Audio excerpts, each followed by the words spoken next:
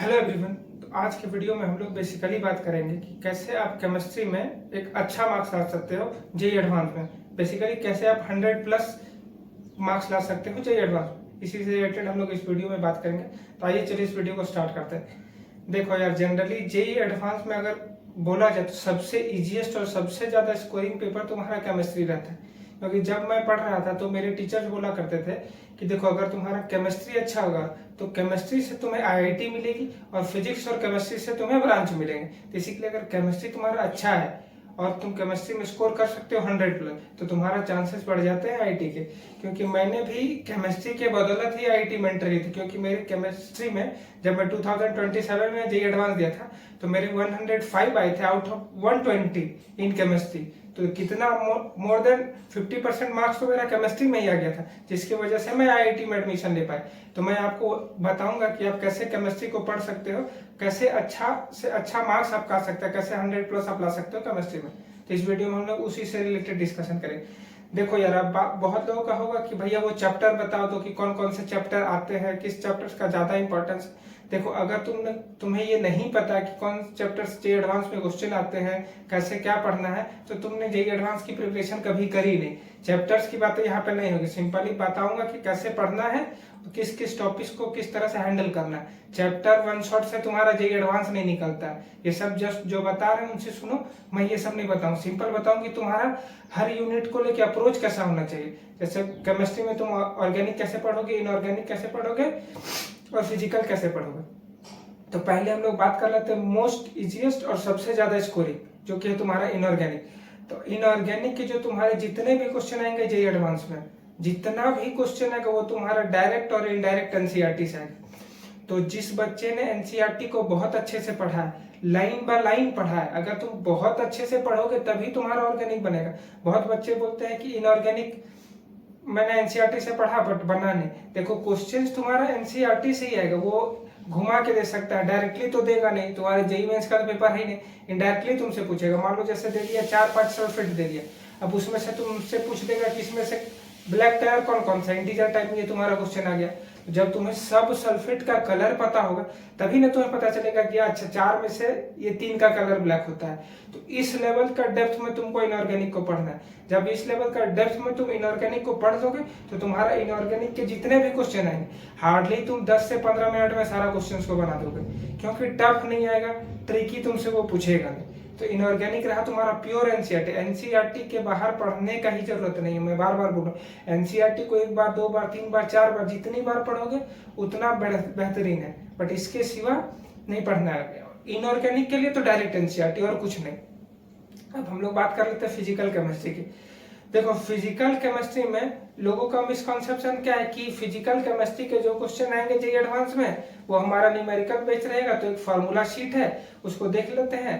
PH का formula कैसे होता है, आइडियल गैस इक्वेशन का फार्मूला कैसे होता है, केमिकल इक्विलिब्रियम के 4-5 स्टेप्स देख लेते हैं, 4-5 फार्मूला देख लेते हैं। उससे हमारा फिजिकल केमिस्ट्री एडवांस में क्लियर हो जाएगा।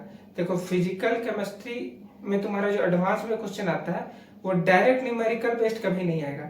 क्योंकि अगर उससे न्यूमेरिकल बेस्ड क्वेश्चन ही पूछना, वो तो तुम्हारा फिजिक्स और मैथ में टेस्ट कर ही चुका है ना। न्यूमेरिकल तुम्हें बनानी आती है ना, तुम्हारी एक्यूरेसी क्या है वो तुम्हारा फिजिक्स और मैथ में टेस्ट कर चुका है। फिजिकल में तुम्हारा क्या पूछेगा, फिजिकल में तुम्हारा कॉन्सेप्ट बेस्ड क्वेश्चन ज्यादा रहेगा ना कि न्यूमेरिकल। इसीलिए कॉन्सेप्ट को पढ़ना।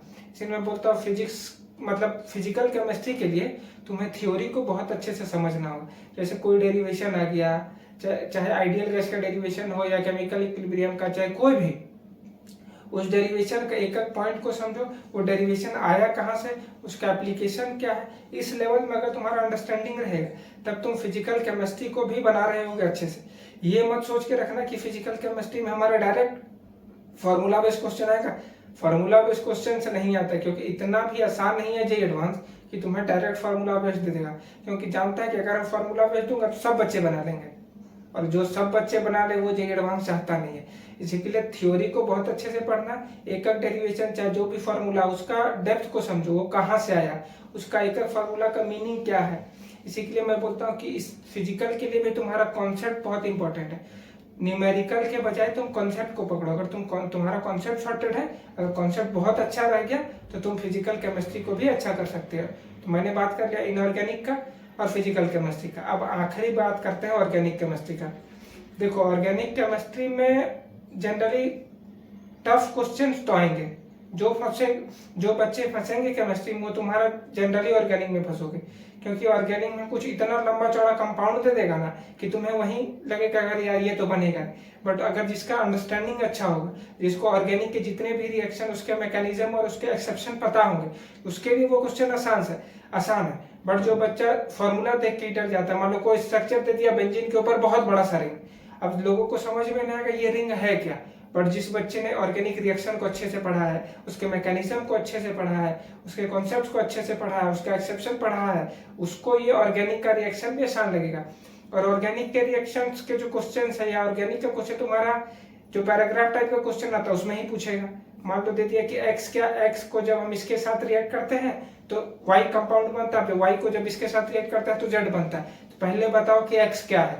तो अगर तुमको एक्स ही अगर क्लियर नहीं होगा, एक्स को अगर तुम जनरली एक्सेप्शन के अगेंस्ट कर लोगे, मान लो तुमने एक्सेप्शन को वहां कंसीडर ही नहीं करा, जैसे तुम्हारा रीअरेंजमेंट हो गया, स्टेरिक हिंड्रेंस, अगर वहां पे एक्सेप्शन को तुमने कंसीडर करा तब तो तुम्हारा प्रोडक्ट सही बनेगा, तब तुम्हारा एक्स भी सही निकलेगा और वाई भी सही निकलेगा। बट अगर तुमने एक्सेप्शन को कंसीडर ही नहीं करा और डायरेक्ट करते गए रिएक्शन, तो तुम्हारा प्रोडक्ट आएगा और वो तुम्हारा ऑप्शन में भी रहेगा, वो तुम्हारा फर्स्ट या सेकंड ऑप्शन में रहेगा, तुम्हारा यार यही है।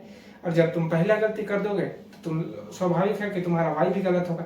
इसी के लिए ऑर्गेनिक केमिस्ट्री में जब तुम रिएक्शन को पढ़ रहे हो, जितने भी नेम रिएक्शन है उसके एक्सेप्शन को भी पढ़ लेना, और जो उसका मैकेनिज्म है, मैकेनिज्म भी बहुत इंपॉर्टेंट है। इसीलिए मैं बोलता हूँ कि ऑर्गेनिक रिएक्शन सारे रिएक्शंस को नहीं पढ़ो, जो इंपॉर्टेंट है जो तुम्हारा एनसीईआरटी में उस रिएक्शन को पढ़ो, उसका एक्सेप्शन पढ़ो, उसका तुम मैकेनिज्म पढ़ो।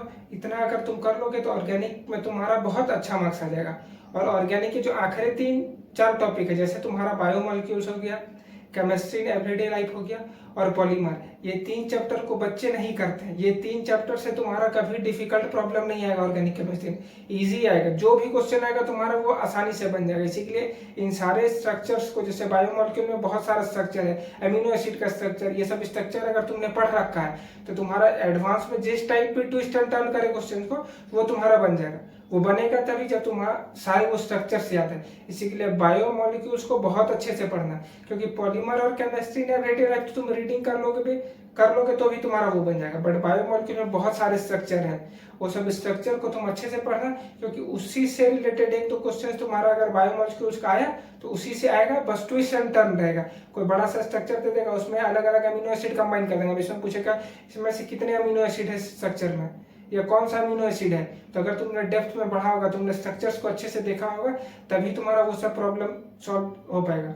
तो ये बातें क्लियर होगी, फिजिकल कैसे पढ़ना है, इनऑर्गेनिक कैसे पढ़ना है और ऑर्गेनिक कैसे पढ़ना है। अब बात कर लेते हैं हम लोग। देखो ये सब पढ़ना कहाँ से, मैं जनरली बोलूंगा कि इस टाइम तुम लोग थ्योरी पे ज्यादा फोकस करो। और ये जो होता है ना कि 1 शॉट वीडियो देख लिया, मान लो केमिकल काइनेटिक्स का 1 शॉट वीडियो, इलेक्ट्रोकेमिस्ट्री का 1 शॉट वीडियो, देखो यार जेई एडवांस तुम्हारा 1 शॉट वीडियो से नहीं होगा। और मैं ये भी बोलता हूँ कि YouTube में जितने भी कोर्स है या जितने भी टीचर तुम्हें पढ़ा रहे हैं फ्री में, वो एटलीस्ट अप टू लेवल नहीं है जेई एडवांस का। बहुत लोगों को ना बहुत होता है कि बहुत बच्चे इमोशनल होते हैं, कोई टीचर आके इमोशनली बोल दिया तो कनेक्ट हो गया, नहीं यार यहाँ से जेई एडवांस हो जाए। देखो यार इमोशन पे काबू लाओ। यहाँ पे ना तुम्हें खुद से सोचना पड़ेगा, किसी के इमोशन में बह जाने से तुम्हारा जेई एडवांस नहीं निकलेगा, तुम्हें प्रैक्टिकल होना पड़ेगा। और जेई एडवांस लेवल का पढ़ाई हमें नहीं लगता है कि यूट्यूब में है। कोई भी टीचर, चाहे कोई भी टीचर पढ़ा रहा है, कोई भी XYZ कोचिंग पढ़ा रहा है, उस लेवल का तुम्हें यूट्यूब में एटलीस्ट तो नहीं मिलेगा। अब जिन बच्चों को लगता है वो करे प्रिपरेशन, उनका जेई एडवांस होने वाला नहीं। जो बच्चे जेई एडवांस के लिए सीरियस है और जो अच्छे से तैयारी करें, उन्हें पता है कि मुझे कहाँ से पढ़ना चाहिए और कहाँ से नहीं पढ़ना चाहिए। इसी के लिए मैं बोलूंगा, देखो यार यूट्यूब में ये सब स्ट्रैटेजी, ये सब देखने से कुछ नहीं होगा। और ये सब चैप्टर 1 शॉट का कोई मतलब नहीं है। तुम जेई एडवांस के लिए खुद से पढ़ो, तुम्हारे कोचिंग ज्वाइन करा, उसका स्टडी मटेरियल को यूज करो, एनसीईआरटी को पढ़ो और ज्यादा से ज्यादा अपना थ्योरी पढ़ो। थ्योरी पढ़ोगे तभी तुम्हारा जेई एडवांस में अच्छा कर पाओगे। इसीलिए बोलता हूँ यूट्यूब में टाइम वेस्ट नहीं करना है।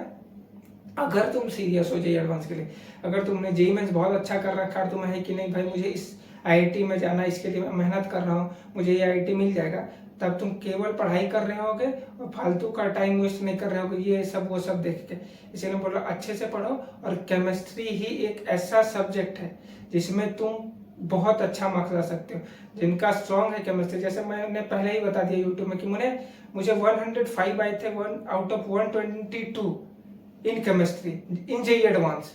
तो सोच लो यार 100 अगर तुम प्लस लाते हो तो वहीं पे तुम्हारा 50% रास्ता तय हो गया कि तुम जेई आईआईटी जा रहे हो। उसके बाद तुम फिजिक्स और केमिस्ट्री, मैथ्स और फिजिक्स अगर तुम एवरेज भी लेके चलते हो तो तुम्हारा 200 प्लस आ जाता है मार्क्स। तो इसके लिए केमिस्ट्री जिन बच्चों का अच्छा है और बेहतरीन करें, यहाँ पे बहुत इजीली मार्क्स आते हैं और बहुत मार्क्स आते हैं। तो इसलिए केमिस्ट्री को बहुत अच्छे से पढ़ना और किस तरह से पढ़ना है, क्या अप्रोच रहना चाहिए, वो मैं इस वीडियो में बता दिया। अब तुम लोग को डाउट होगा जेई एडवांस से रिलेटेड तो मेरे कमेंट सेक्शन में कमेंट जरूर करना। और मैं एक जेई एडवांस के लिए, बेसिकली जेई एडवांस के लिए एक मेंटरशिप प्रोग्राम लॉन्च कर रहा हूँ जो कि तुम्हारा अगले 2 मंथ के लिए होगा। उस 2 मंथ का मेंटरशिप प्रोग्राम का कॉस्ट होगा तुम्हारा 120 रुपीज।